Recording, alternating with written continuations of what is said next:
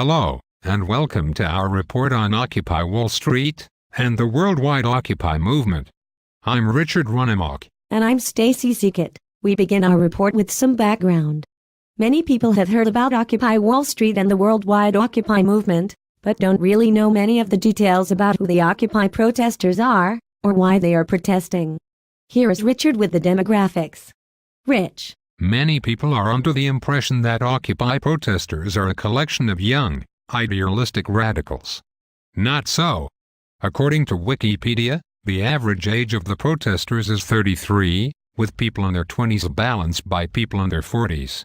Various religious faiths have been represented at the protests, including Muslims, Jews, and Christians. According to a survey of the OccupyWallStreet.org website visitors, published on October 19, 2011, of 1,619 web respondents, one-third were older than 35, and half were employed full-time, 13% were unemployed, and 13% earned over $75,000. When given the option of Democrat, Republican, or Independent/other, 27.3% of the respondents called themselves Democrats. 2.4% called themselves Republicans, while the rest, 70%, called themselves Independents. Stacy? So what are all of these protesters so angry about? Well, consider these statistics from Wikipedia.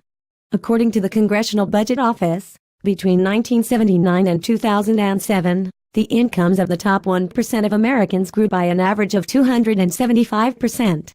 During the same time period, 60% of Americans in the middle of the income scale saw their income rise by 40%. Since 1979, the average pre-tax income for the bottom 90% of households has decreased by $900, while that of the top 1% increased by over $700,000, as federal taxation became less progressive.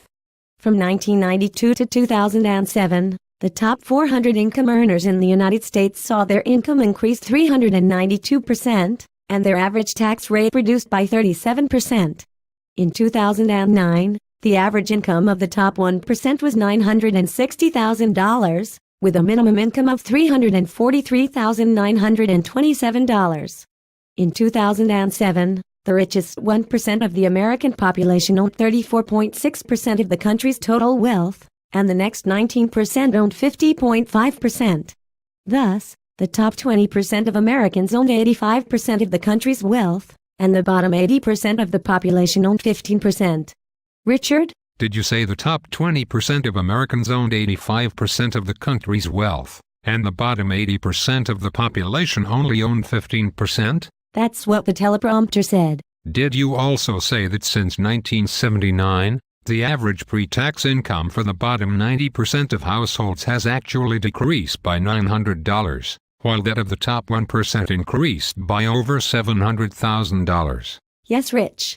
That's what I said. I just read the teleprompter like you do. That is outrageous. I only make $39,000 a year to sit at this shithole and read this stupid rubbish, and I haven't had a raise in 3 years. Rich, please try to control yourself. Control myself? Are you fucking kidding me? That's the most ridiculous pile of shit I've ever heard. Somebody get my agent. Rich, we're on the air. I don't give a flying fuck if we're on the moon. Cut. Cut to commercial. Let me get my hands on these fucking 1% pricks.